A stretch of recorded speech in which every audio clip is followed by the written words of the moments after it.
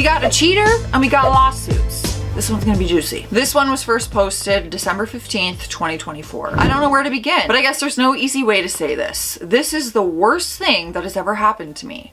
I'm 30 years old. I work from home as a software developer. My wife, Emily, is 28. She's very beautiful. She's a hair and makeup artist. She's incredibly talented at what she does. She mostly works with brides and bridal parties, but over the last couple of years, her career has really taken off. A lot of that success is thanks to John, who owns a really popular local wedding venue.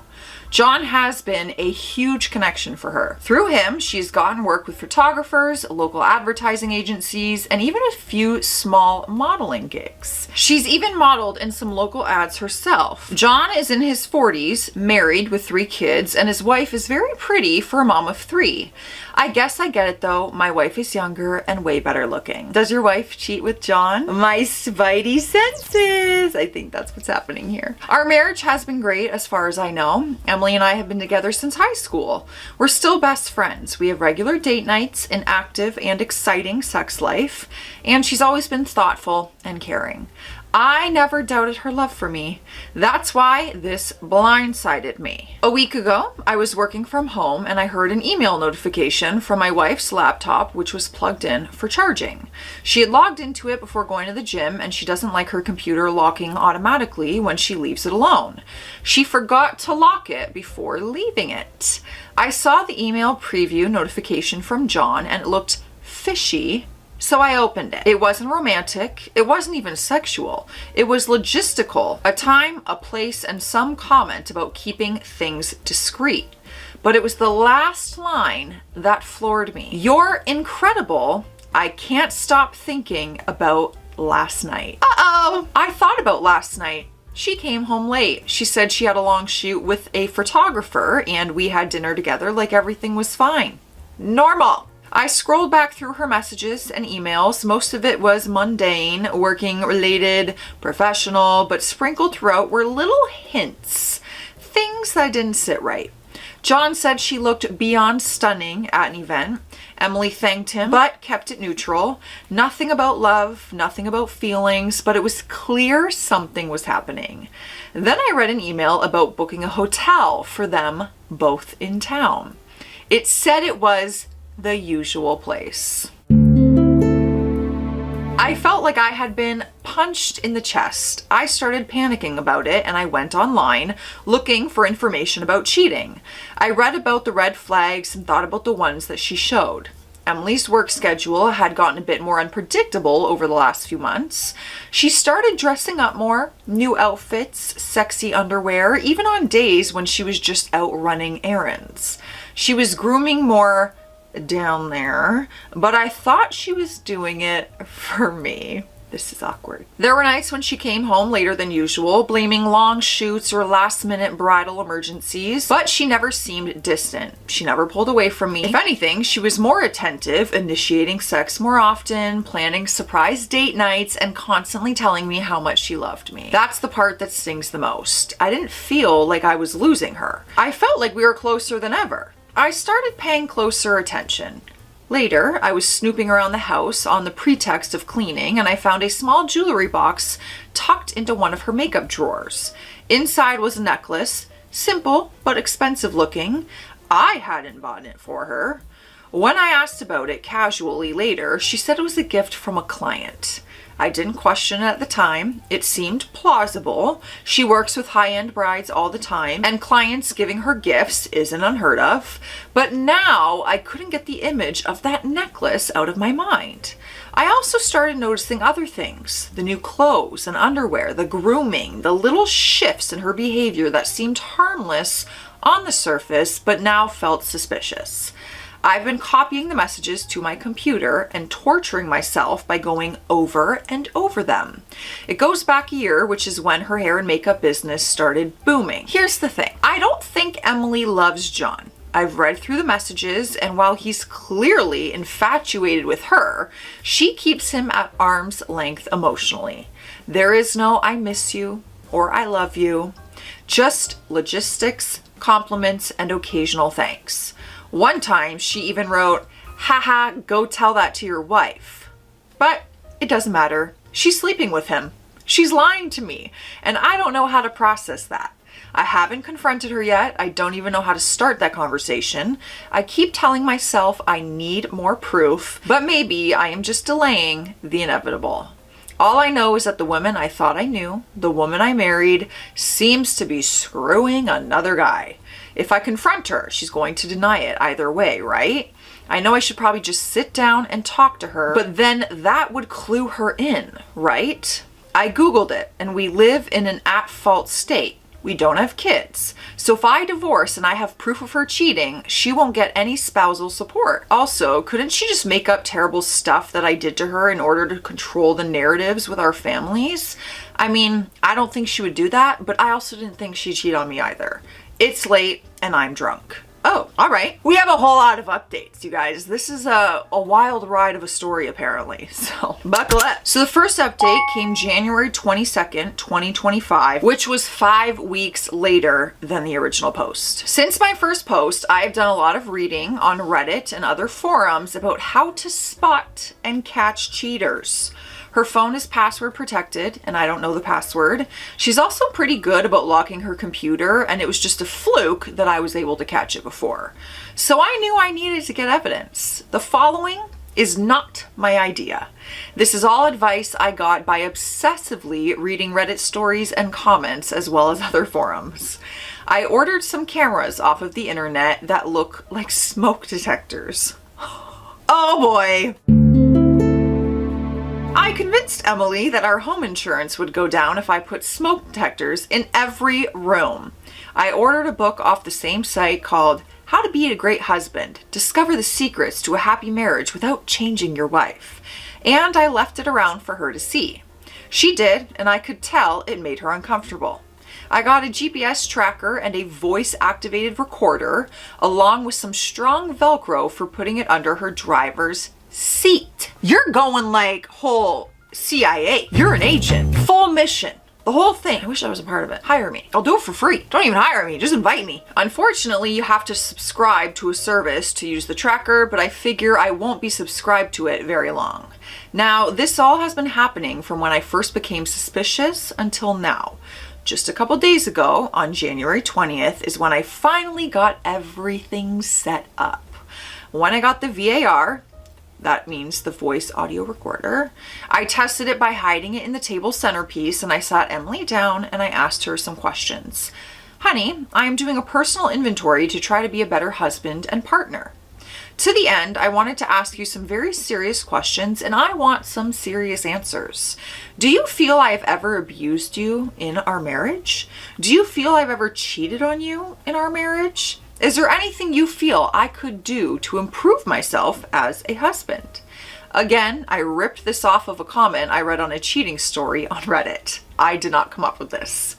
To the first question, she says no, of course not. To the second, she seemed reluctant, but answered no. To the third one, she said she wished that we would make love more. We've fallen off quite a lot since I got suspicious, for obvious reasons, but I tried to initiate a couple of times just to keep her complacent. My heart is not in it when we do it, and I think that she can tell. I asked these questions so that she couldn't make up stuff about me abusing her or cheating on her later on. I don't think she would make up lies about me, but I didn't think she would cheat on me either, so I don't know the woman anymore. The VAR got it all. I transferred the recording to my cloud. I put electrical tape over the display of the VAR so there wouldn't be a glow under her seat at night, and I plugged some cheap wired earbuds into the jack of the VAR and then snipped it off at the plug so that the VAR wouldn't make any noise. Now we're rolling back the clock to Christmas. On Christmas, we spent every day with her family. It was their turn. Her sister was there with her husband and kid, as well as her parents. We were at her parents' house. It was just an hour away. My parents live a couple states over. On Christmas Eve, she got a gift bag delivered to her. I didn't see who dropped it off. My mother-in-law said it was some teenager. The gift bag said, "To Emily from Santa." At first, she thought it was from me, I think. I assured her it wasn't. It was a gold bracelet. Apparently, it was pretty nice. Her mom and her sister oohed and awed over it. When asked where it came from, she said it probably came from a bridal party that was getting married on the 28th, who wanted to reward her for giving a group discount and doing it last minute. On Christmas, they're gonna hand deliver you a gold bracelet? I don't think so. She told us that they said that she could expect a bonus. Yeah, it's ridiculous, but I nodded my head. Mother-in-law and father-in-law sort of followed my lead like it was no big deal. Let me be clear that I knew it was from John. The bridal party would have signed their names, not written from Santa. Emily must think I'm dumb to fall for that. I just got angry at that moment that she had such little respect for me, so I excused myself to the restroom. Later on, I saw her in the backyard on her phone. She seemed angry and was gesturing wildly. I figured she was reading John the Riot Act for almost exposing their affair. Now, on New Year's. She had the wedding on the 28th and was working with another bride for the wedding on the 4th. Whenever her phone would go off, I would wonder if it was him. On New Year's Eve during the day, she got more buzzes and dings on her phone than normal. She would look at them annoyed. I asked her what the problem was, and she said the bride getting married on the 4th is a real bridezilla. That night, she said she had to step out to go meet the bridezilla. She told me she would be back in time to kiss me at the countdown. She came back around 1:30 a.m. Girl ain't even trying to hide. She was crying. Sobbing, actually, going straight to the bathroom and coming out 10 minutes later. I told her to calm down and I asked her what the problem was. She said that she was so sorry. I asked why she was sorry. She said because I missed the New Year's Eve countdown.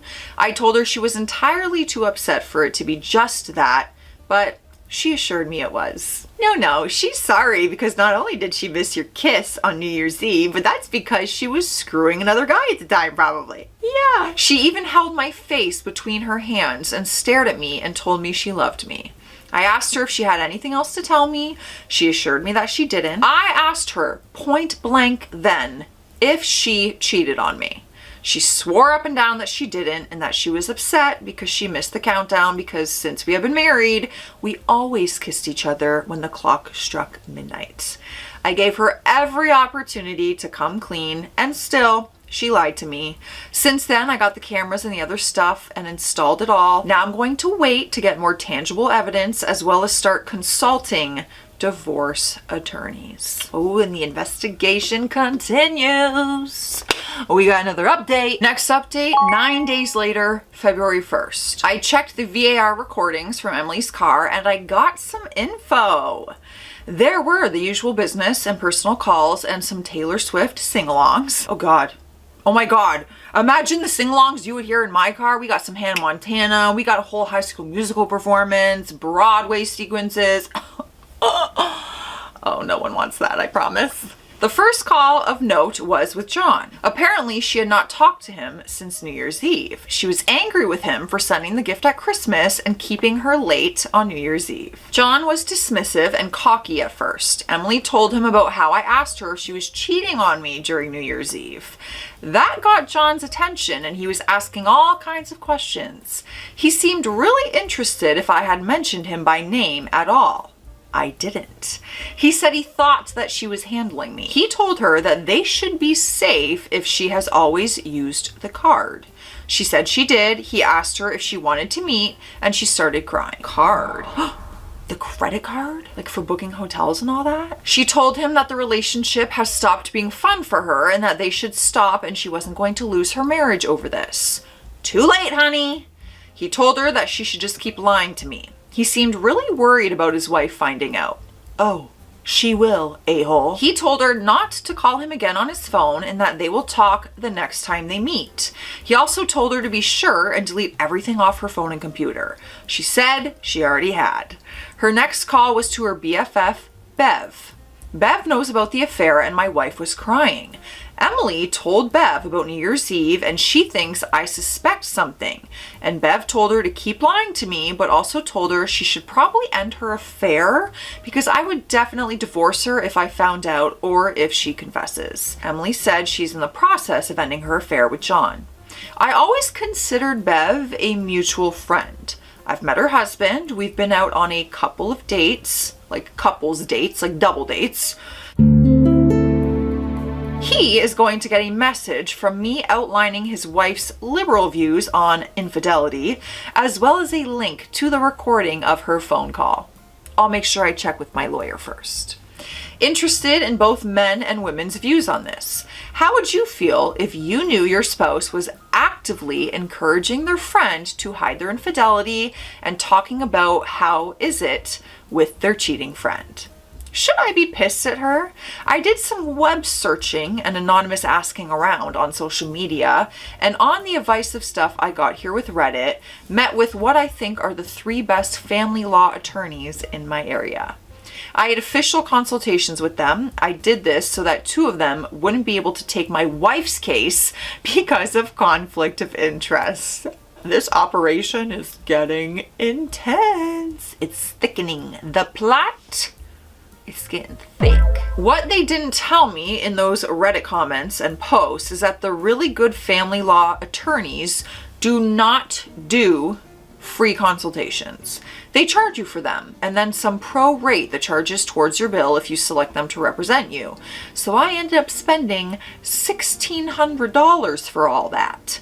Just FYI, I'm not super rich. We have a lot of money saved up, but I don't want to tip her off by touching that.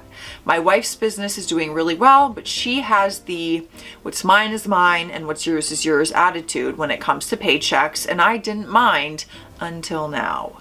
I make 6 figures as a senior developer, and we don't have a mortgage or rent payment. When my mom passed, my dad moved down to Florida to the Villages. He let us stay in his house rent-free. It's already paid for. I say this because my dad is taking out a HELOC on the home to help me pay for the divorce attorney. HELOC? I don't know what the hell that means. I'm going to call it HELOC.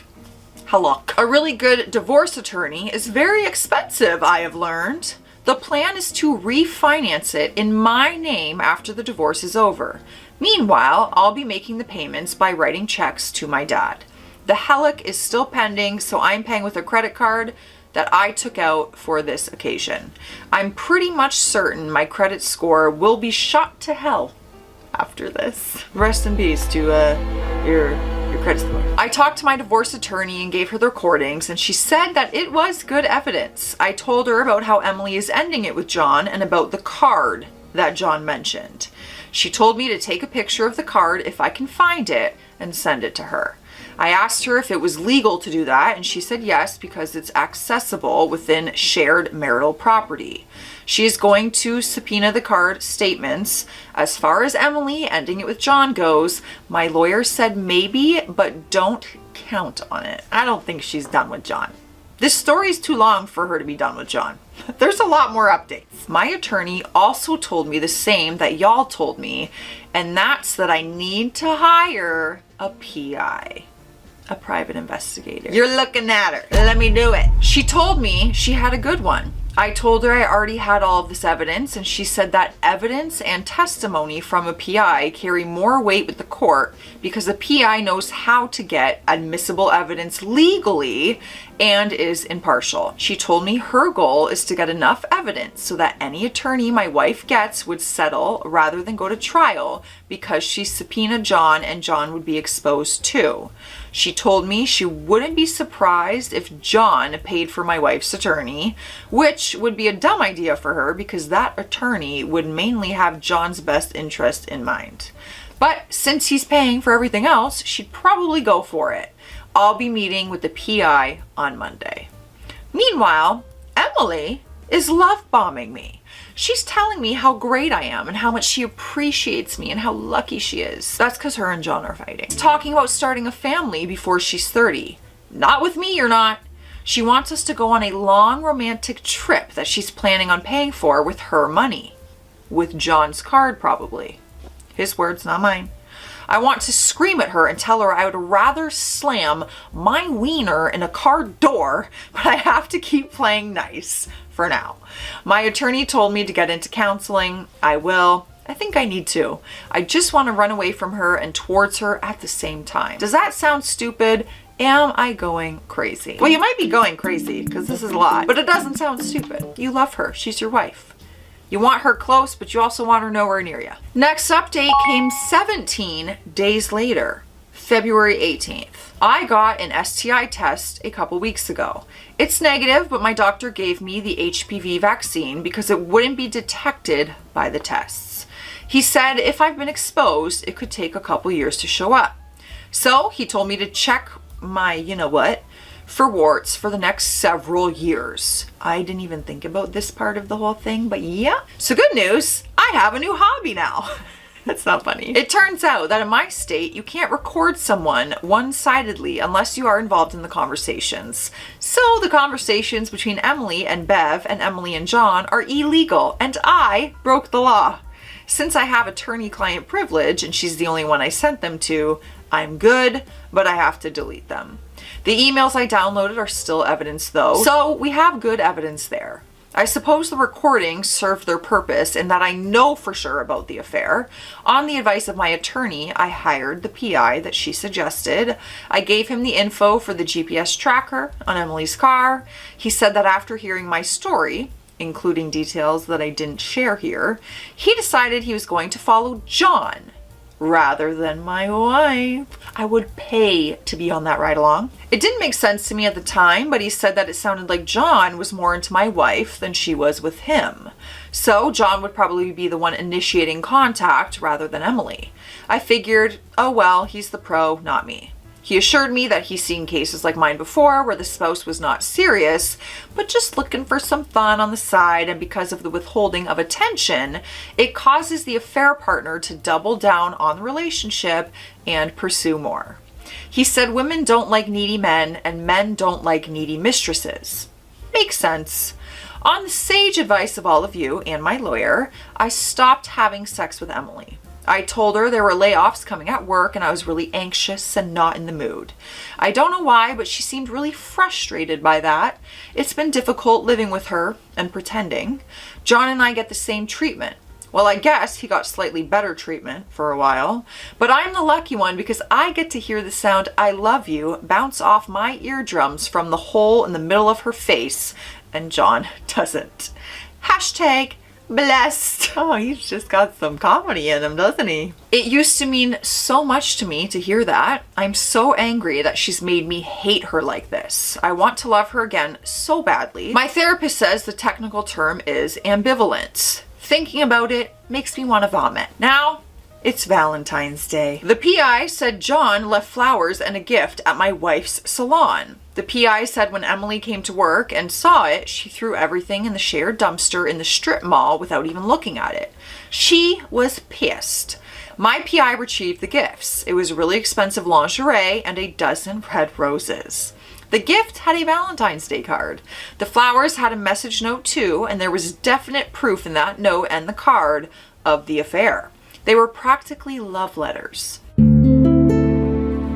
Emily left the other girls at the salon and went to meet up with John. PI got it all. They met in a far corner of a hotel parking lot.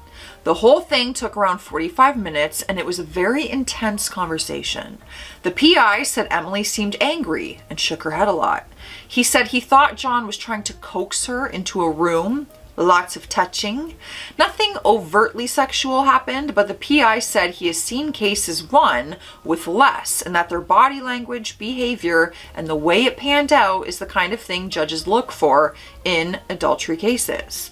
It was obvious that they had a relationship. It was at the time that I got a weird "I love you" phone call from Emily. I remember her voice was off. It was like she was trying to check in on me. My attorney advised me to take photos of Emily's appointment book for the last year or so.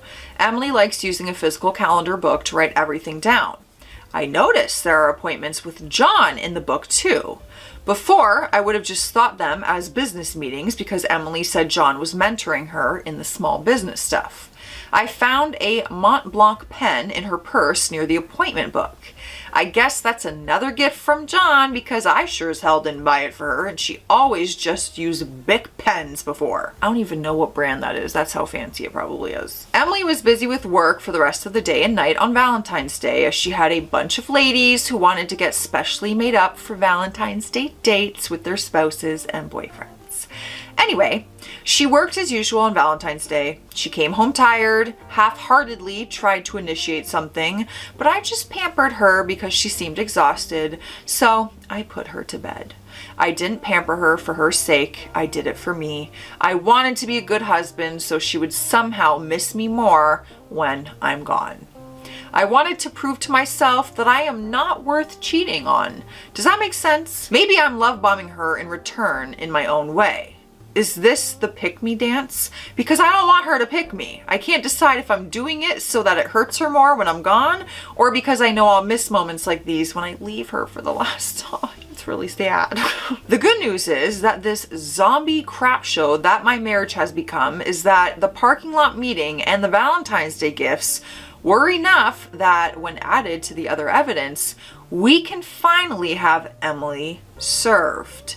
We're going to have it done privately with the PI. He's also a process server and can get it done quickly. It was probably a mistake accusing her of cheating on New Year's Eve. Emily knows that something's wrong. She is staring at me a lot. I can see her in my peripheral vision. It would be creepy if it weren't so pitiful. She keeps asking for some kind of reassurance that we're doing good since we're not making love anymore. I keep lying to her, but I guess I'm not the great Shakespearean actor that I thought I was.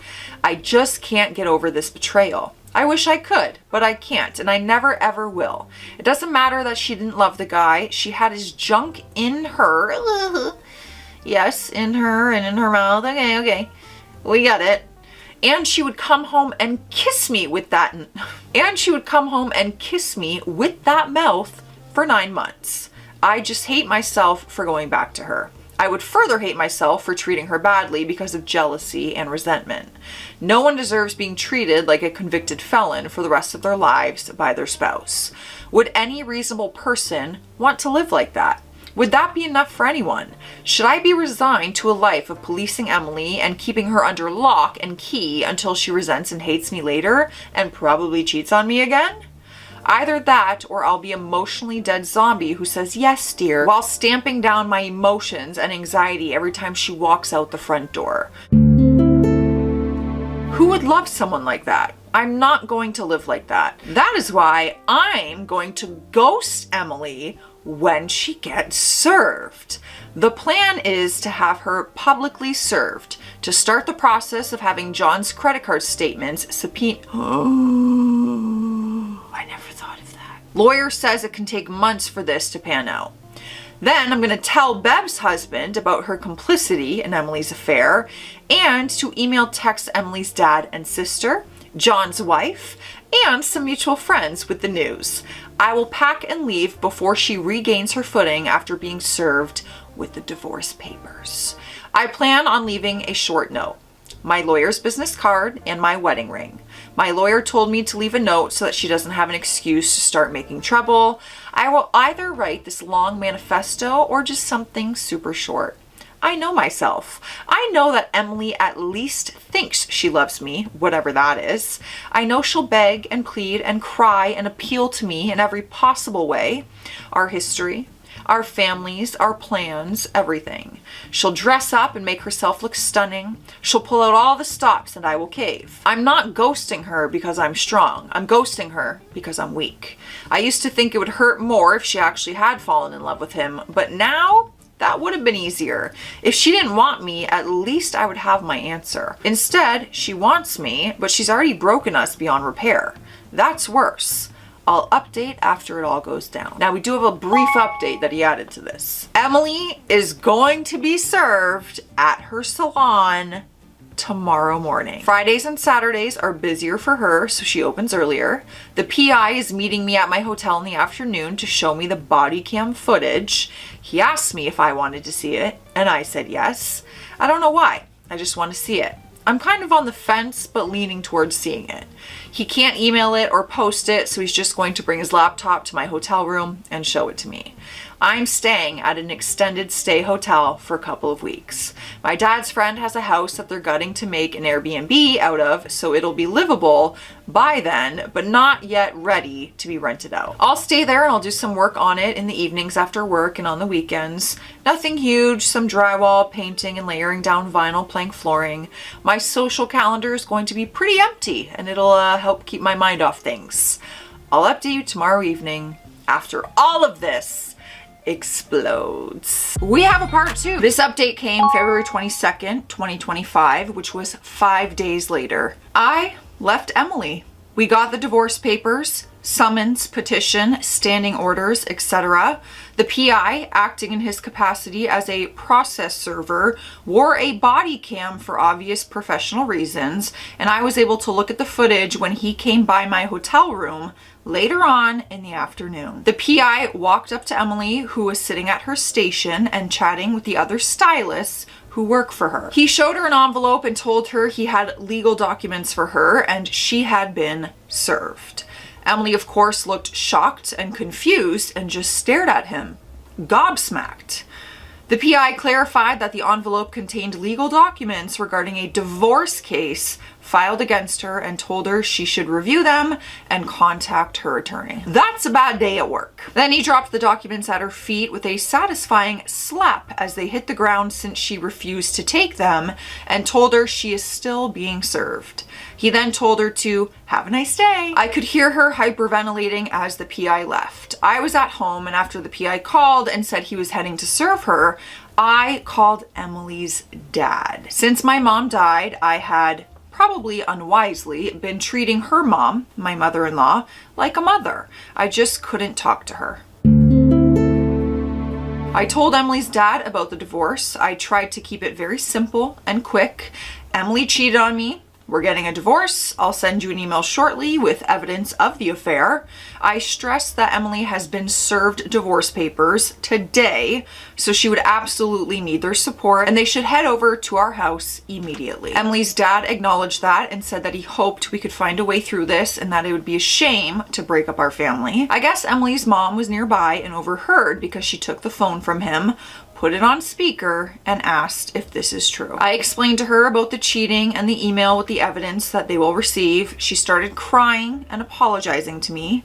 Since this thing started, she was the first person close to me who apologized to me. I was reminded of my mother, who always would comfort me when I was down, and I just broke, y'all. I started tearing up and I croaked out and I said, I have to go, and I hung up on her while she was saying, no, wait.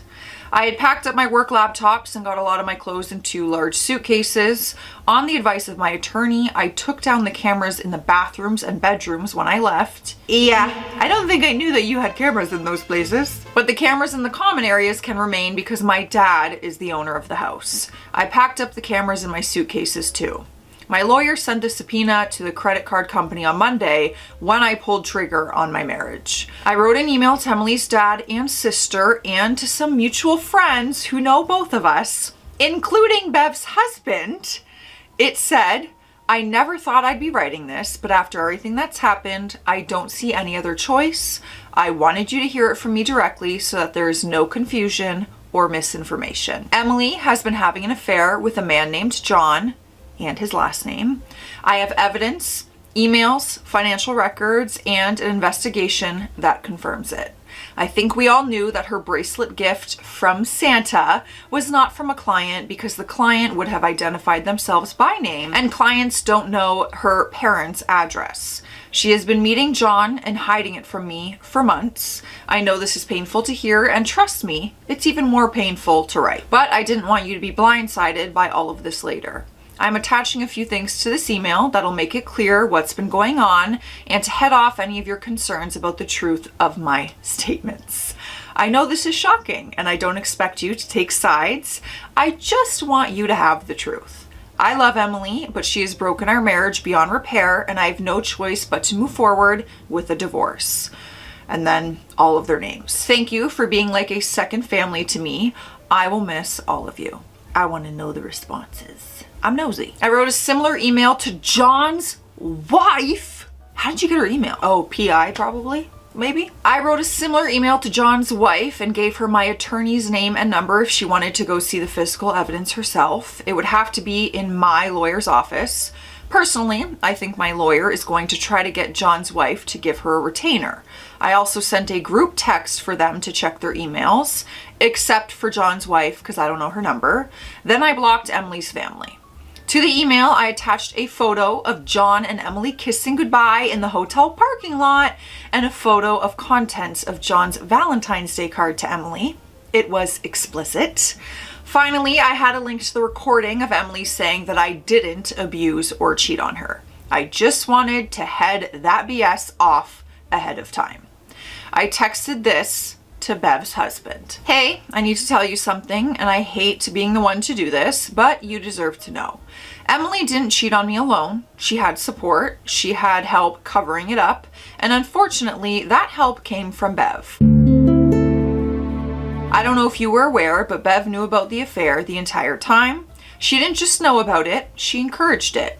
She helped Emily justify it, she helped her keep it from me, and she even made excuses for her when she started feeling guilty about it. I have proof, and I wouldn't be saying this if I didn't. I'm not asking you to believe me blindly, but I think you should ask Bev some direct questions. Watch how she answers, watch her reaction. I'm sorry, man. I wouldn't wish this on anyone, but I couldn't sit back and let you stay in the dark. Believe me or don't believe me, either way, my conscience is clear. Do you guys think he had a right to do this with Bev's husband? Do I think Bev should be encouraging her friend to cheat? No, wouldn't be me. I can't imagine her husband having a big reaction to that. Would you? If you found out your husband or wife was encouraging their friend to cheat, how would you feel about that? Because would that make you feel like, well, if you're encouraging it, would you cheat? Interesting thought. I then left my wedding ring, a printed copy of the same photo of Emily and John at the hotel parking lot kissing, my lawyer's business card, and a note. Thanks for your help on this one, you guys. The note said, I hope your affair with John was worth our marriage. We are getting a divorce. Contact my lawyer if you have any questions or need to get in touch for arrangements regarding the divorce. Otherwise, get a lawyer and let's get this over with. If you are truly remorseful, then do me the courtesy of giving me the easiest, most generous divorce possible. I loved you and I could have forgiven almost anything except abject betrayal. I would have loved you for the rest of my life. Literally breaks my heart. I would have loved you for the rest. I can feel that. Physically, I can feel that. On my way out, I got a call from Emily that I ignored. I put my phone on silent and I dropped by the bank. I took out half our money from the various accounts we have, checking, emergency, vacation fund. I have already frozen my credit. When I got to the hotel, I canceled our shared credit cards. I made arrangements to freeze our joint investment account so that she couldn't withdraw money from them. They are in my name. Adultery subreddit pro tip. People, if you cheat, make financial arrangements ahead of time in case you get caught. Thanks for the tip. I then got a text from her. I left her on read because my lawyer told me if she confesses to the affair over text, we can use that as more evidence for the divorce. I'm responding to her texts here only because it is therapeutic to me. Messaging with the language and writing of her text because I'm paranoid. This is the condensed version of the past 12 hours or so. Here we go. What the F is this? Answer your phone. We need to talk right now. This was followed by a lot of texts demanding I call her and answer her calls. Then the text changed. So I presume she got home and read the note and saw that I left. She said, I don't know what you think you know, but I can explain everything. It's not what you think. Divorce? We love each other. We're supposed to work through this mistake. Look, I know I messed up, but don't do this. Don't leave me like this. I never stopped loving you. I never loved him. Then her tone changed later. She said, you're overreacting. You're acting like I never loved you, like I wasn't trying to fix things, but you wouldn't let me. I hate that. Then her parents showed up at the house. Whoo boy. After that comes a barrage of phone calls that I didn't answer. Her saying I turned her family against her and how could I do this to her? So this is how a marriage ends. No fanfare, no heroic deeds, just whining, crying, anger, and depression. I know this is totally all over the place. I keep second guessing myself if I did the right thing. I just changed my life today in a fundamental way. I'm wondering if it's a lateral move. I feel like I have these scars now, and the one who gave them to me is the one person in the world I trusted the most. I will never forgive her. Now I have to buck up and walk it off like a real man because feelings and tears are weak and a turn off. I just want my mom. I don't know who started that whole thing because I hear that. I hate that. Who started that to make men feel that way? I think it makes you more of a man when you do share your feelings and you do cry. Crying is not a sign of weakness. And I hate that whole thing. Men can cry. They have feelings too. The next update came February 24th, 2 days later. A lot of you are wondering about Bev's husband. Bev's husband texted me back saying, "Thanks, man." I'm just hearing crickets. I don't know how exactly to interpret that, but I'm too tired to be invested in Bev's husband's marriage. I told him about his wife being a POS. What he does with that is on him. Good luck, buddy.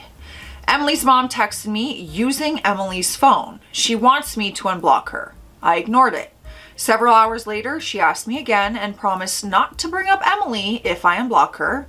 So I unblocked mother-in-law's number. I texted her and told her I was still alive, had no plans to change the status, and that I will unblock her later so that we could talk.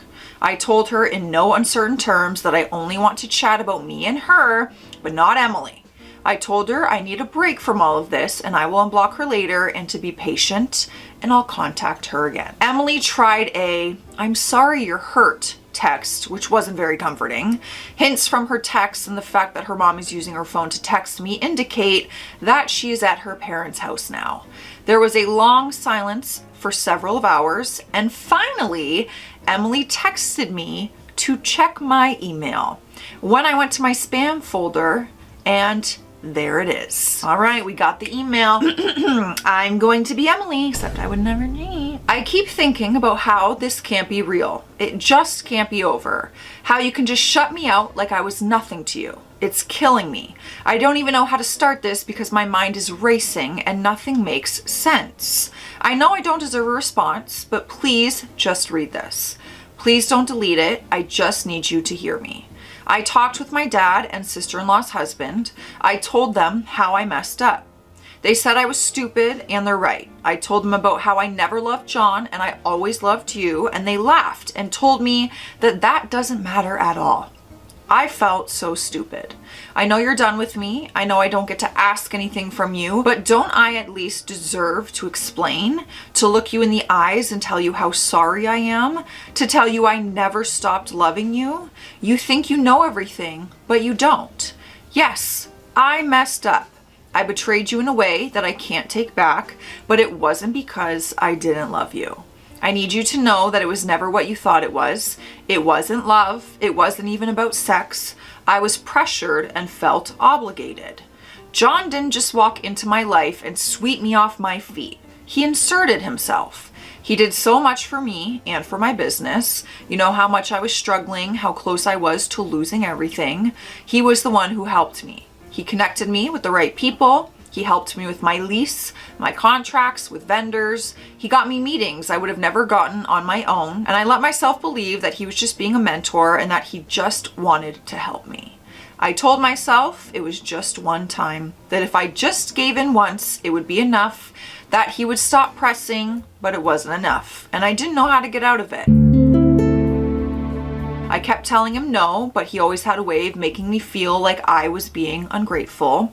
Like after everything he did for me, I was selfish for not giving him what he wanted. I hate myself for not shutting it down from the start, for being stupid, for letting it go on.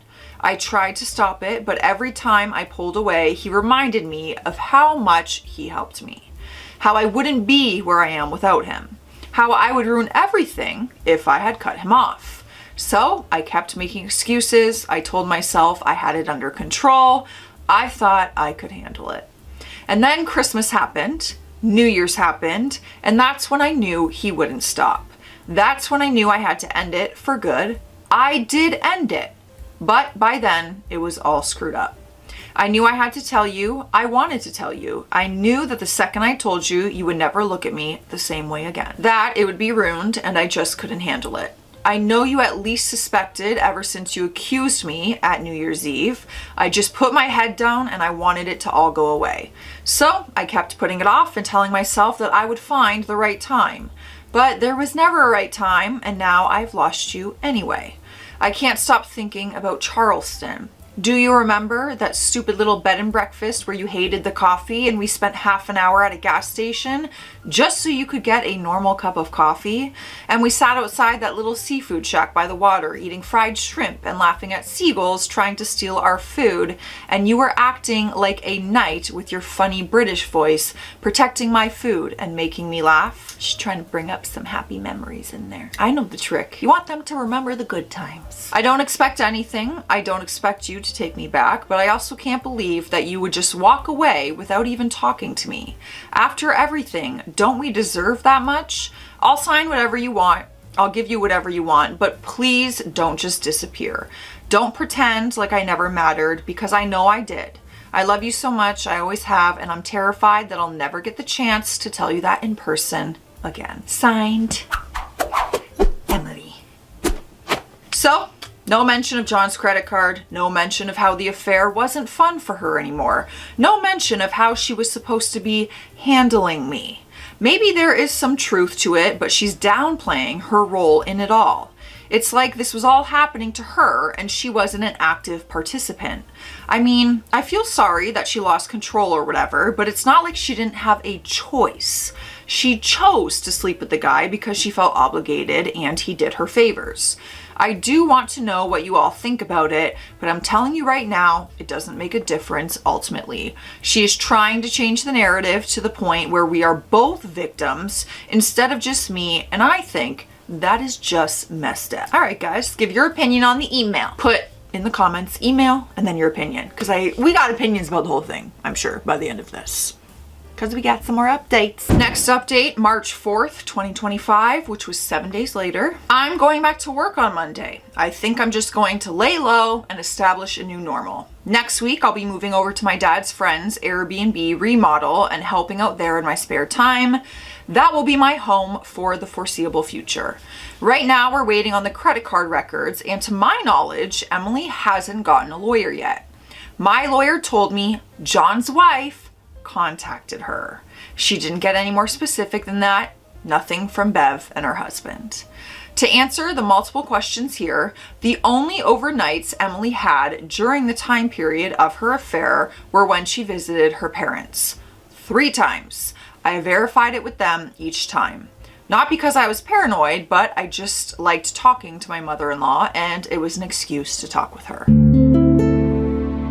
The 3rd time Emily went, she came down with the flu and mother-in-law took care of her for a couple of days. I called every day. I'm pretty convinced that she didn't do overnights with John. The closest she came was during New Year's Eve. I suppose mother-in-law could have aided her infidelity, but she's very religious and I don't believe she would do that. Not gonna lie, it would hurt a lot if she did. As far as news of Emily, I have no idea since I am no contact. Matt said his wife said that Emily is struggling, and that's it. I checked the cameras and Emily seems to have moved out of the house. I believe she is with her parents currently. Next update, March 14th, 2025, 10 days later. And keep in mind, this is 3 months after the first post. 3 months! And there is still so much more to the story. A lot has happened, and I'll just go through it all in order. I don't have the credit card records. That's a new word. I don't have the credit card records yet, but my lawyer says that she successfully got a gag order so that Emily and John won't be notified of the subpoena until we get the records in our eager little hands. I expect a huge storm from Emily when she gets that news, trying to turn the narrative in any angle she can so that she doesn't come off as some crazy hooker. I really want to know the credit card records though. Like, can you CC me in all these emails? Like, that's how involved I want to be. I met with John's wife. I'll call her Lisa.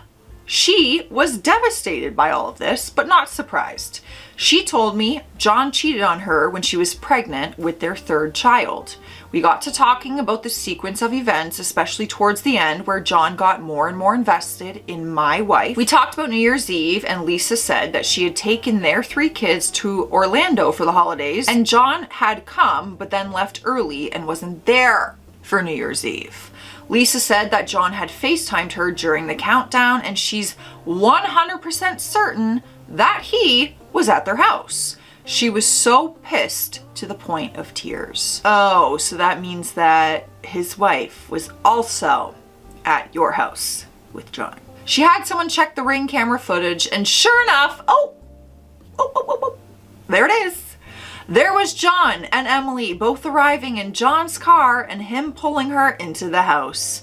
She didn't look very excited to be there, but she wasn't struggling either. Emily had driven her car on New Year's Eve, so I don't know what happened.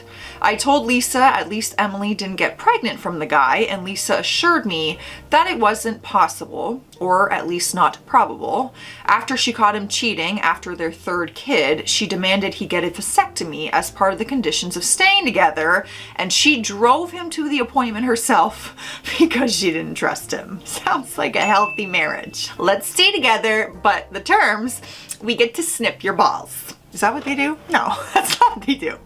Is it? What do we snip? Lisa has put my lawyer on retainer, so we're going to be divorce buddies, I guess.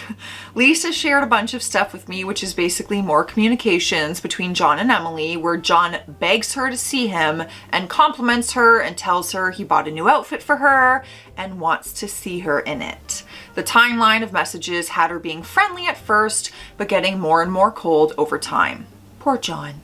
I asked Lisa if she was aware of John's lingerie fetish, and she said she could probably open a resale store with just her stuff alone, just to head off any comments. Lisa and I are kind of supporting each other through this, as we alone know what the other is going through. She asked me all kinds of questions about Emily. I tell her I don't know a thing about John. Sex is pretty much the furthest thing from my mind, and honestly, I don't think I could get it up for anyone who's been with John. I low-key hate the guy. Also, my lawyer told me to be very careful around Lisa because we're both going for an at-fault divorce, and us being physically close in any proximity could look like we're having an affair, which could count against both of us in our divorces. Always do what your lawyers tell you to do. I moved out of the residence hotel and into the Airbnb remodel.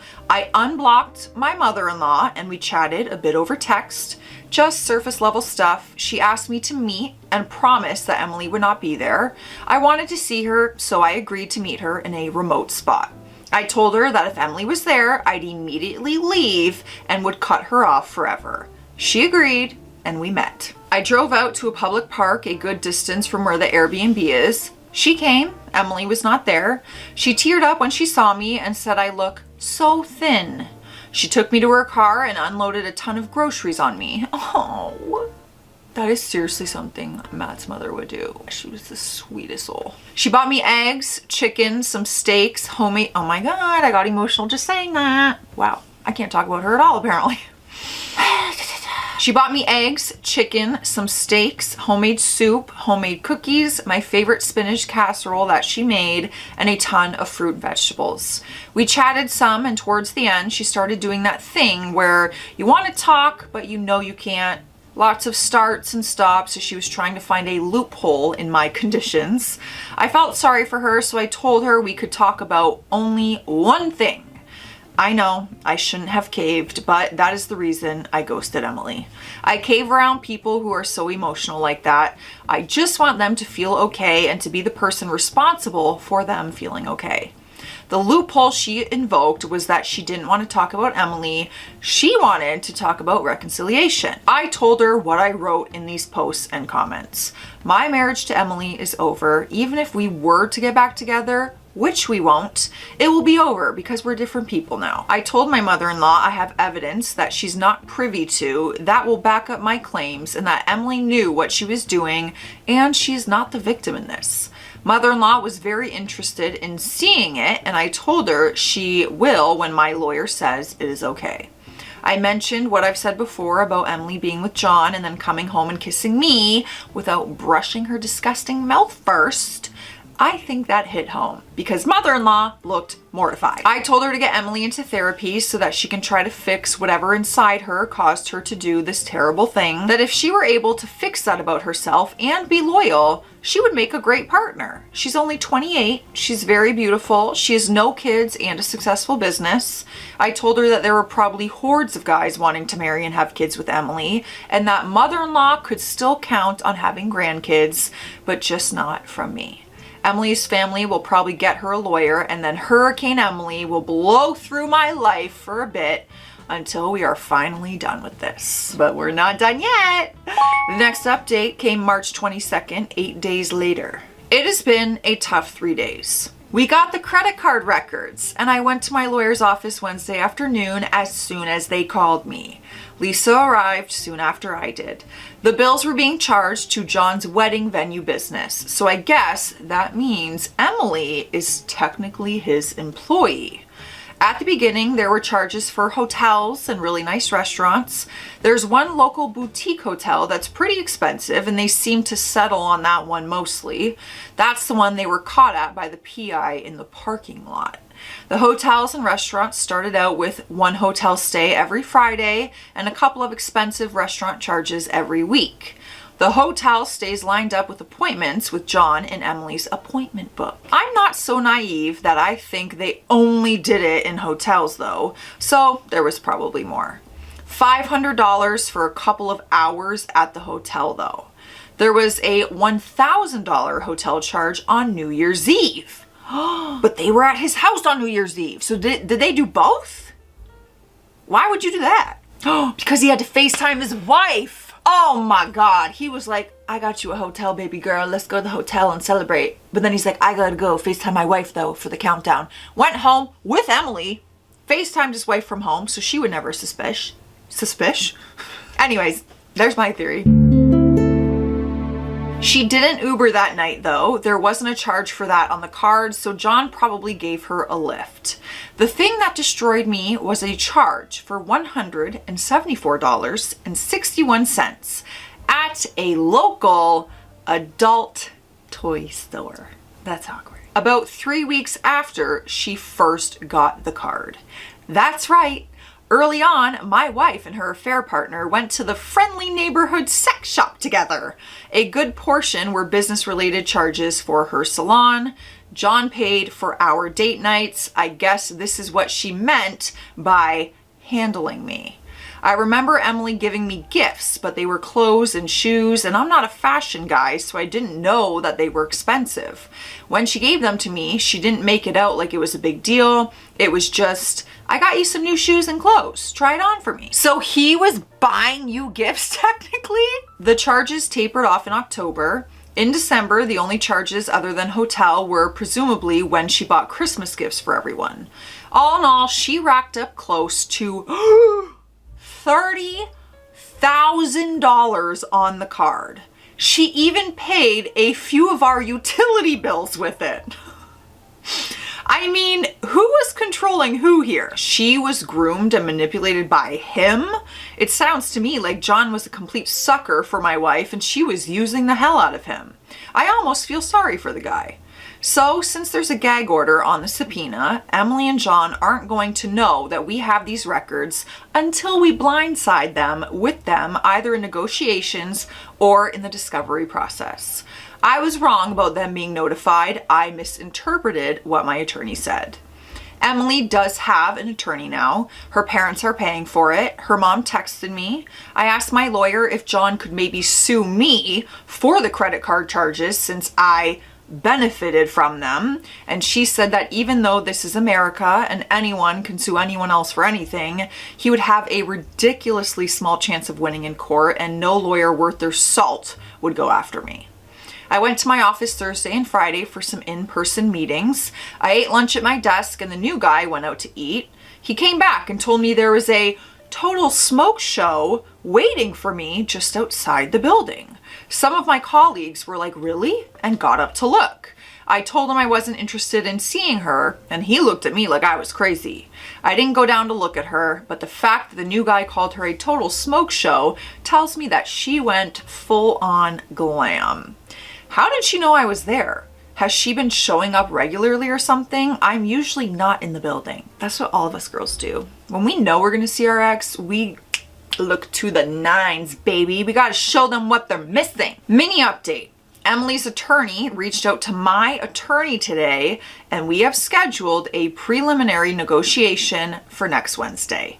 My attorney said I didn't have to be there. I asked if this is where we blindside her with the credit card records, and she said yes, so I want to be there. And so do I.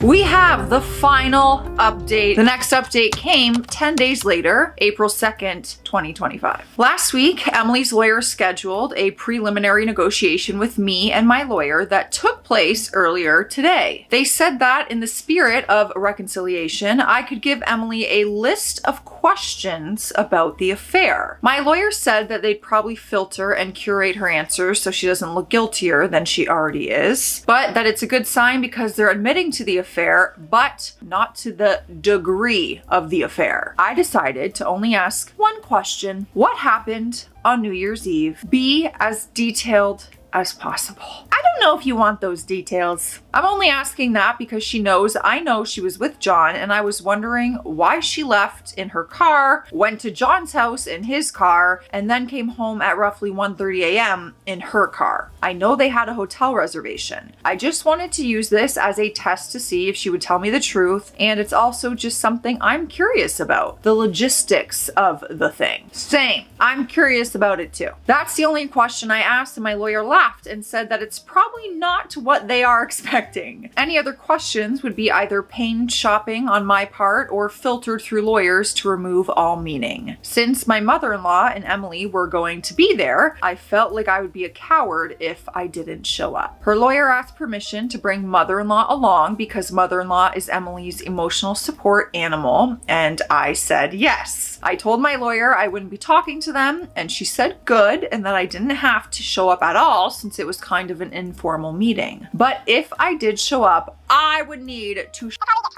I would pay to be a fly on the wall in these negotiation meetings at this point. I'm very invested in this story. We had the negotiation today around 10 a.m. I was wearing the $3,000 suit Emily bought for me with John's money and the $500 loafers and $300 leather belt plus a $175 white silk shirt.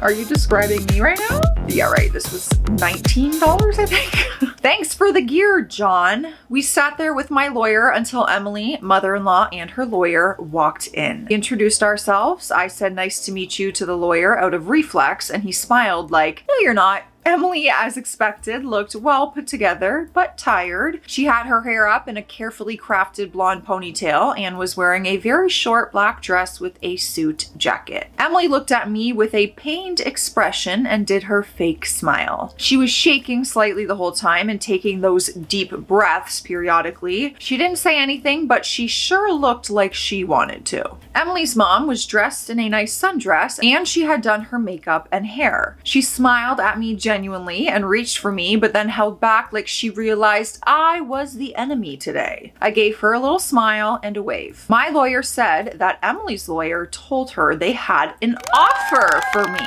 Emily's lawyer said yes and pulled a piece of paper out of his bag and read off the offer before handing it to my lawyer. Emily will reimburse the full amount of $10,000 to the Joint Marital Emergency Fund, previously withdrawn without my knowledge or consent in 2020 to support her business during COVID. Emily will pay for my legal fees incurred to date and up to the conclusion of the reconciliation period. We will participate in 9 months of individual and couples counseling.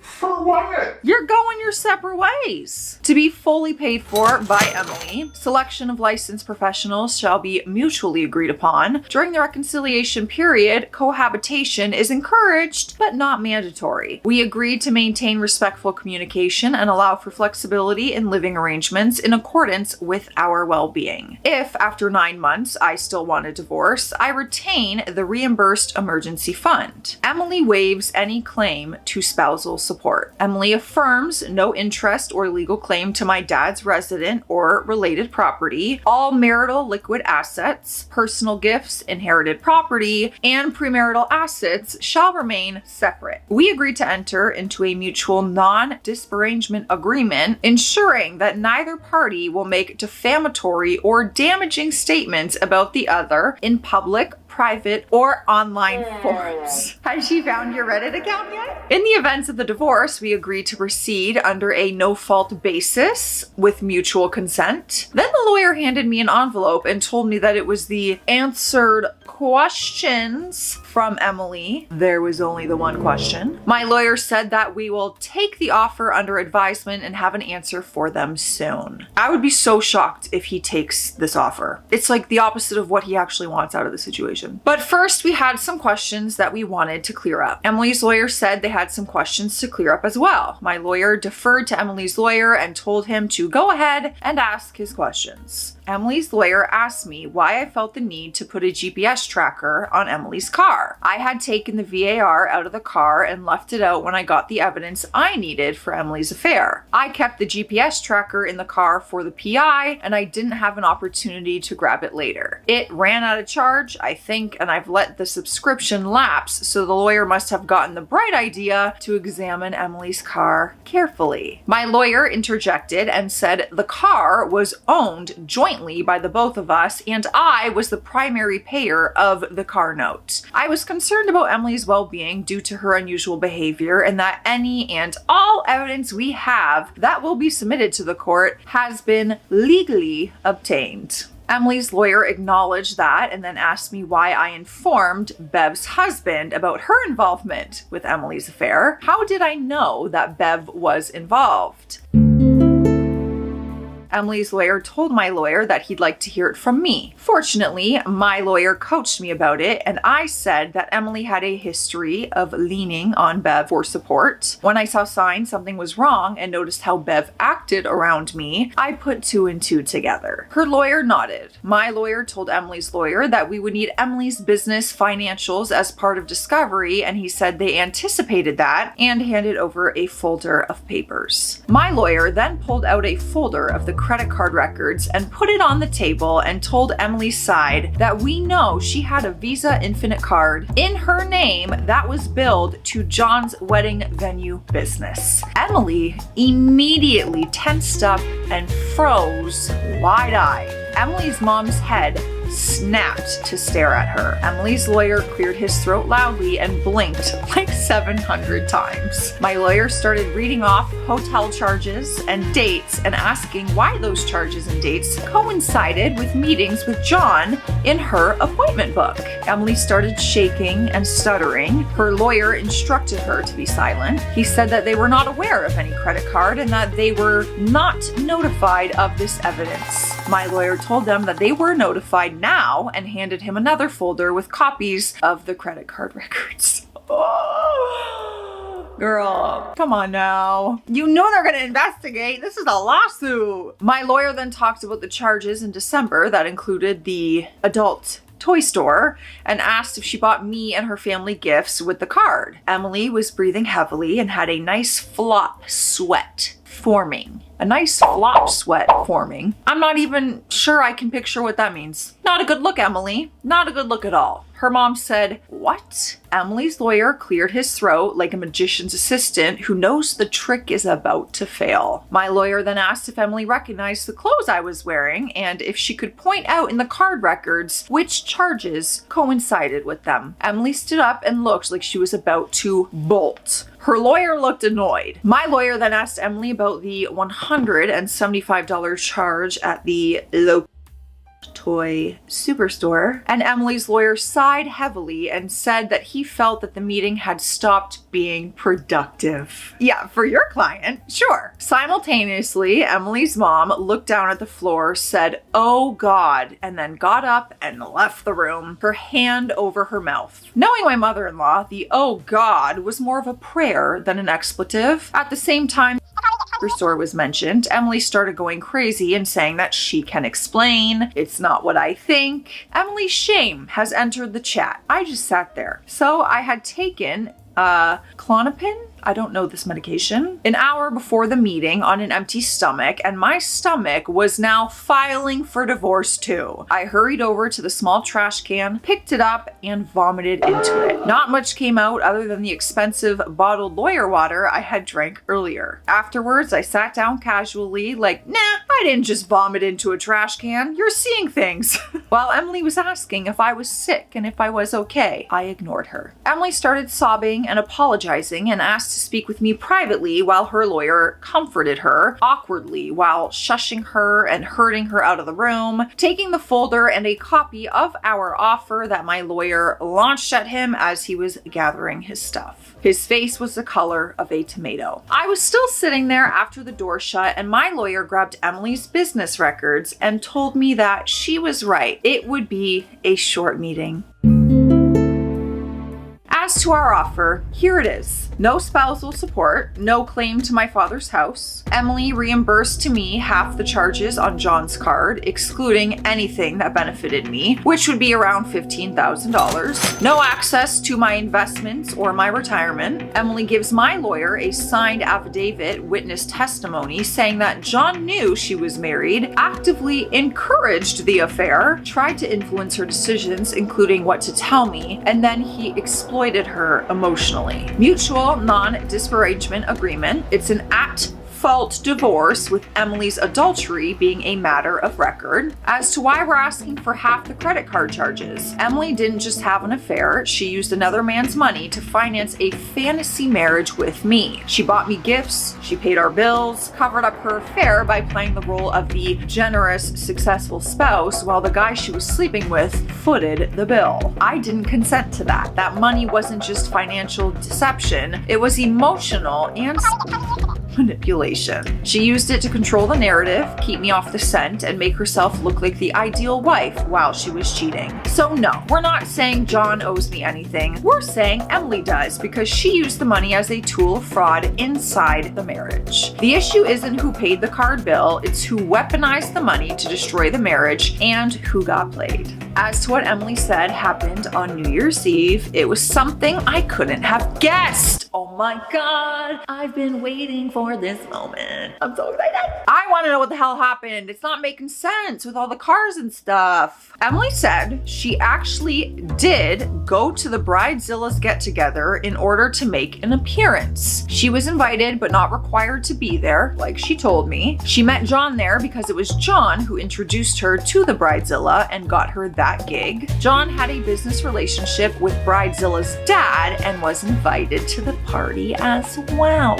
John and Emily left the venue separately, but met in the parking lot, and John gave Emily a ride to the hotel because she had been drinking. Instead of going to the hotel though, John insisted that they go to his home instead, despite her protests. She didn't want to antagonize him, so she went along with it, but complained the whole time about getting out of there by 11:30. They went to his place, he FaceTimed his wife, they had very unsatisfying in his bed, her words, and she drove him back to the venue where the New Year's Eve Bridezilla family get-together was, which was empty by the time. She drove home, having sobered up some. Now it makes sense with all the different cars and him FaceTiming his wife from home. Yep, it all adds up. Nauseating, but it's what I needed to hear. I had assumed they went to the hotel, had sex, and then again at his place. Turns out they skipped the hotel entirely. He drove her straight to his house under the guise of needing to FaceTime his wife at midnight. Romantic, right? Is it the truth? I don't know. She could tell me the sky is blue and I would still have to Google it. After reading it, I gave it to my lawyer and told her she could use it in Lisa's divorce from John if she wanted to. I don't know the legalities of the situation, so now we are in a holding pattern until they come back with anything regarding our offer or a new offer. Mini update that he posted with this one. Just got off the phone with mother-in-law. Their lawyer has dumped them. Surprise, surprise. Their lawyer was basically a friend of a family friend who was giving them a good deal. They were trying for reconciliation. Emily was not forthcoming about how deep in she was. Mother-in-law said that before our meeting yesterday, she just knew that it wasn't over between Emily and I, and that Emily was tricked and coerced by a big bad wolf into doing things that she would never do normally. After the meeting, she said the lawyer was kind of cold towards them and said that when they talk to their next lawyer, they need to tell them everything. He then dropped them as clients. Yeah, because they left out some big important details and records.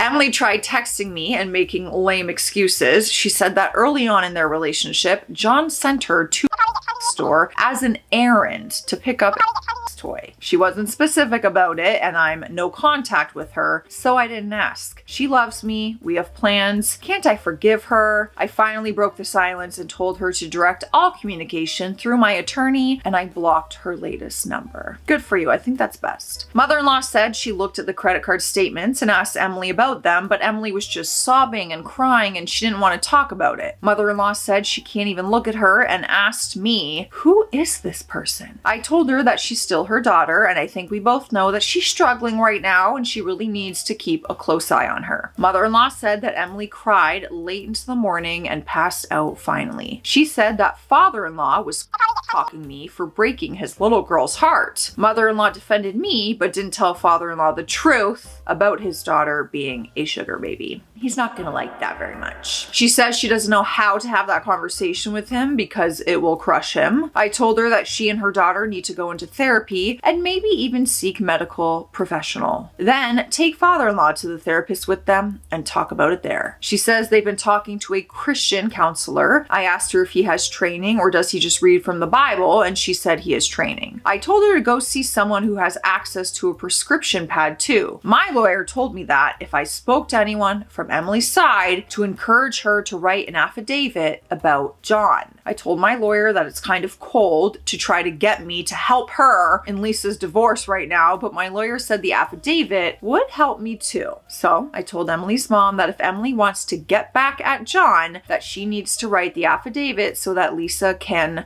go after John in her divorce. So I guess we're pretty much stuck until they find a new lawyer. Next update. So right off the bat, Emily's fine. She's at home resting. She basically pulled a poison gas attack on our old neighborhood. But other than that, we're all good. I'm gonna need some more details on that. I was reading at the Airbnb on Sunday around 6 p.m. when I got a call from my dad in Florida. He said that our old neighbors called him and they thought there was an electrical fire at our house, but then they saw Emily burning things on our outdoor grill in the backyard. I called up Emily's mom and told her what was going on, and she thought Emily was in her room. Apparently, the whole family has been avoiding each other lately, so they didn't notice her slip out and drive off. I told them that Emily was at our old house burning things on the backyard grill and that the neighbors were complaining. They said that they would come. I decided to go over there myself and I called the police, the non-emergency number, and I told them that we had a small accident in the backyard, but everything is okay and we have it under control. I didn't want Emily arrested for her family's sake. She is already costing them a lot of money. Well, that's thoughtful of you. As to how she got in, yes, we evicted her, but the locks hadn't been changed. I thought my dad was going to arrange that, and my dad thought that I was going to do it. I have since changed the locks myself. I got there before Emily's parents and the smell was awful. It was this sharp chemical smell, and it was no surprise that people thought it was an electrical fire. I ran into the kitchen and got the fire extinguisher from under the sink and scared the crap out of Emily by rushing out, shouting at her to get the F out of the way, and blasting the barbecue grill thoroughly with the extinguisher. She just stood there, surprised to see me. Like setting a fire had summoned me like Smokey the Bear.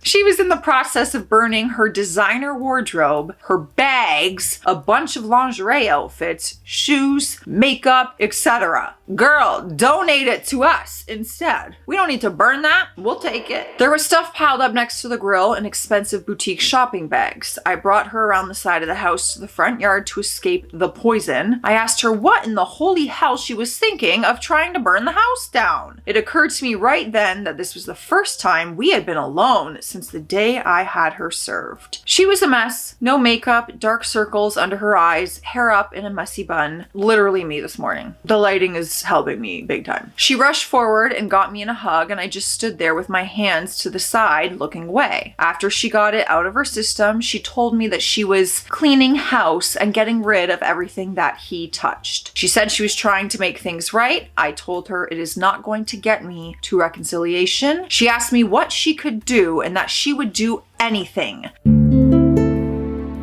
I told her that it's not fair for her to deliberately smash our marriage into pieces and then expect me to fix it, and that I couldn't even if I wanted to. I told her that she sacrificed our marriage for her business and that it would be a slap in the face to me personally if she let it go belly up, so she needs to go back to work. I don't know if that registered with her. I really hope it did. She kept apologizing and pleading and asking me to give her a chance and that I won't have to do anything. She'll fix our marriage and she'll do all the work necessary. Father-in-law told me that he would pay for the grill and any cleanup, and I thanked him for his generosity. He added a small update to this. Mother-in-law says Emily found and is paying for a new attorney. She confirmed that Emily is in counseling and attending Sunday and Wednesday services. Emily confessed to the affair with family and friends as far as it not being a coerced thing. She says it was a willful affair, but not that she was a sugar baby. She's painting it as a typical affair type thing, for lack of a better term. You know, I don't like cheaters and I don't agree with cheating. I'm happy to hear she's in counseling because I understand you make a mistake and that could very much eat you alive and you could struggle mentally. So I'm just happy that she's in counseling and, you know, getting the help that she needs through this mistake. The next update came 17 days later, April 25th, 2025. We're catching up to real time. I unblocked Bev's husband and I messaged him. We're only acquainted with each other due to our wives, so after some talk about surface level stuff, I asked him how he's doing with Bev. He said he thought something was up because he would see her texting and laughing. He thought she might be having an emotional affair because she's always at home with their toddler. He was dreading confronting her about it after getting the text that he did. She confessed to it and basically lived vicariously through it because Emily was talking about their fancy dates, Emily's spa trips, hotel room service, John taking her to boutiques that don't have price tags on the items. Every time Emily would cry and feel guilty, Bev admitted to encouraging her to have one last big fling of fun before settling down and becoming a mostly stay-at-home mom like her, and telling her that I would divorce her if I found out. Well, Bev was right about that. She deserved this, blah, blah, blah. Basically being an enemy of our marriage. Bev's husband rightfully figured that if Bev could do this, she could cheat on him. He told Bev he was divorcing her, but Bev put on the full court press, deleting her social media, blocking Emily, and swearing never to talk to her again. Full access to phone, computer, etc. She booked therapy for them and paid for it by starting to work part-time again. Bev's husband consulted an attorney and was basically told that he would lose a lot of money and she would probably get majority custody because what she did didn't constitute adultery or infidelity, so it would be a no-fault divorce. Yeah, I assumed that. She wasn't the one who physically cheated. Since her only infraction was having my wife be her favorite reality TV show, Bev's husband decided to stay and work on the marriage because he didn't want to lose access to his son. He said that Emily and Bev have not been in contact and Bev has deleted most of her social media and has a Facebook account with only her family on it. He said he doesn't trust her as much anymore, but that they are working on it. What do you guys think? Do you think that he should stay with Bev? Was that a big issue or was that something you could look past? Just curious. Curious where you stand. On to the lawyer stuff. We got an offer from Emily's new attorney. Emily wanted another face-to-face meeting, but I declined. If Emily cheats again, emotionally, physically, digitally, I get 75% of our liquid assets and half of her business profits for the past 3 years prior to the adultery, not exceeding $100,000. If I cheat, it's a no-fault divorce and we split everything up 50-50. No alimony either way. She'll pay for my attorney and hers out of her business profits and reimburse the $10,000 emergency fund. Post-nut becomes void if we stay together for 10 years without infidelity, which feels ambitious considering the first 10 years included the erotic Saks Fifth Avenue rewards program. If voided, both parties waive future claims to assets or alimony tied to this agreement. Emily agrees to full financial disclosure, including bank statements, business financials, credit reports, and any business relationships with John. All financial disclosures will be kept with my lawyer or some other third party of my choice. Total mutual access to all electronic devices with no prior notice for 7 years. This is too much. Just split up. any hidden or burner devices invoke the infidelity clause. If we do divorce after this agreement, she waives all rights to spousal support unless I died tragically while doing something heroic. Weekly individual and couples counseling, minimum 12 months and paid by her, with a therapist selected by me and approved by the State Bar Association, the Vatican, and my group chat. Capped at $10,000. No contact whatsoever with AP, affair partner, and any of his businesses. If a wedding happens at his venue, she sends one of her stylists instead. Emily, you're just really trying for reconciliation here. I don't think he's gonna take it, my dear. My lawyer said it's a good deal, and she doesn't know a judge that wouldn't enforce it. She said if I was at all hesitant about not staying in the marriage, it's one of the best post-nups she's seen as far as judicial enforceability goes. Just to be clear, I rejected it. I figured. I told my lawyer that the bottom line is these are my non-negotiables. She has to agree to an at-fault adultery divorce on the record, no alimony, I keep my 401k. I would prefer for her to pay my attorney fees. Everything else is negotiable. As far as everything outside of lawyer cage match goes, Lisa is still divorcing John. Emily gave over her affidavit, which helped, and she additionally offered to testify if needed. Oh, now there's a show I would watch. Emily going to testify in John and Lisa's divorce. His what? Wild. John's kids don't want to go visit him, and he's trying to spin it that Lisa is deliberately alienating them. Lisa is encouraging them to have a relationship with their father because he's a good, supportive, and attentive dad, always attending their events and helping them with their studies, etc. Mother-in-law and father-in-law are talking again, as predicted. They were both very disappointed and embarrassed by Emily's behavior. My lawyer told me that if I want to expedite things, I should abandon my no contact policy and handwrite Emily a letter explaining in detail why reconciliation is off the table. I think I'll have to do that. How does she not get it? You've only said it 1,900 times. Why do we have to go back and forth so much? The next update came May 2nd, 2025. I got my lawyer to look over the letter. She approved it. I hand wrote it on paper and then had a courier deliver it to Emily's parents' house yesterday with delivery confirmation. She's got it and it's been radio silent except for mother-in-law texting me that Emily got my letter and is crying her eyes out. We have sent our divorce terms to Emily and her lawyer. They are pretty much the same thing we said before. No spousal support. We keep our respective retirement funds. Other joint accounts are split 50-50. This one hurts. We have investment accounts, but my lawyer and I conceded this to expedite matters. It is an adultery divorce. $10,000 reimbursement of our emergency fund. $15,000, half of the credit card charges for fraud. I give up all claims to half of her business. Even though it's an LLC, we consistently used marital funds and of course the stolen emergency fund to fund her business.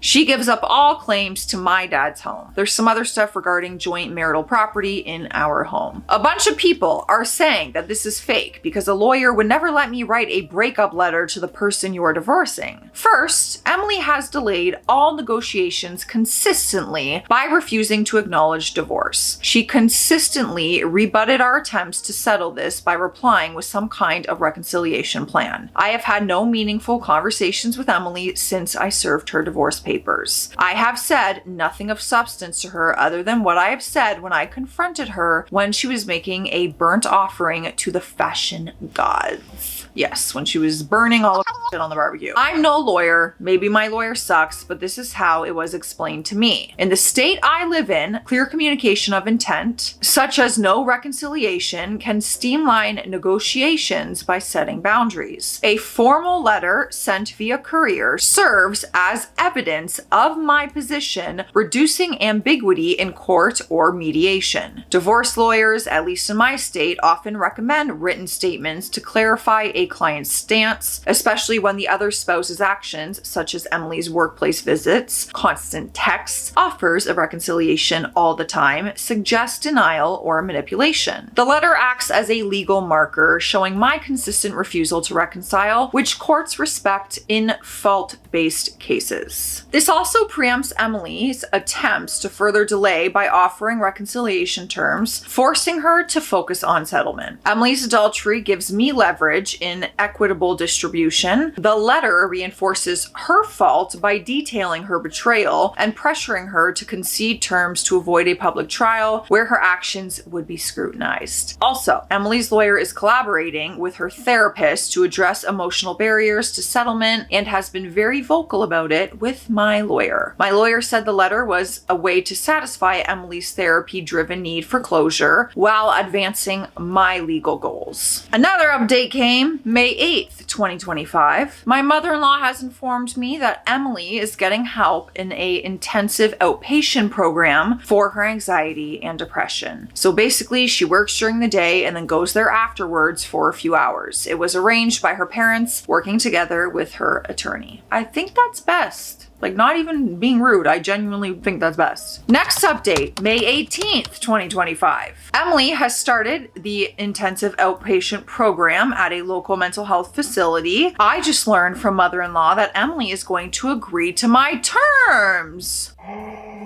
We are nearing the end.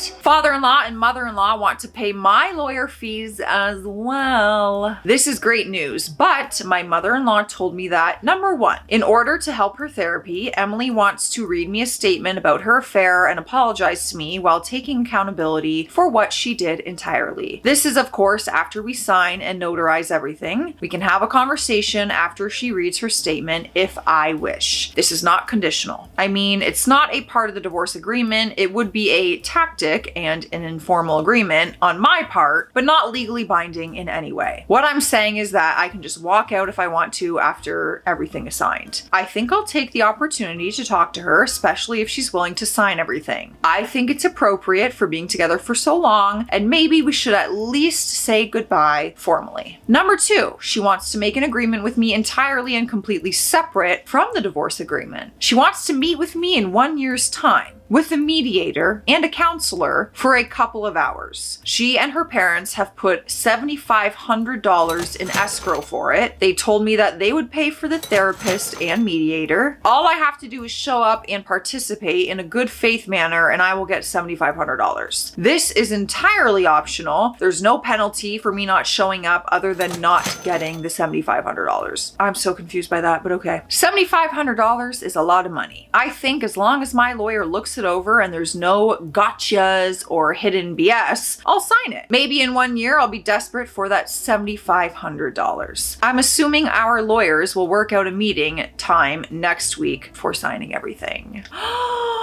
We have reached the final update. Wow, what a journey it's been. The final update, here we go. So Emily and I met at my lawyer's office. Both her lawyer and my lawyer were there, as well as a notary. Mother-in-law was in the waiting room. Emily and I were in the conference room signing papers, getting them notarized. Emily had some papers that she was reading from. It was a confession of everything. All right, so that was that. They signed the papers and then he actually posted on Reddit June 19th, very, very recently, saying June 10th was his wedding anniversary. He went out for drinks with friends and then he read through Emily's statement where she had confessed all the details about the entire affair. I wouldn't suggest doing that on your wedding anniversary after some drinks. I feel like that's a pretty miserable birthday. But hey man, kudos to you. The story is done. The chapter is closed. The papers are frickin' signed. That's all we got for now. That's it. I feel like we might hear from him again though. Maybe in a year's time. Let me know your thoughts on this. Stay classy out there. Stay sassy. I'll see you tomorrow.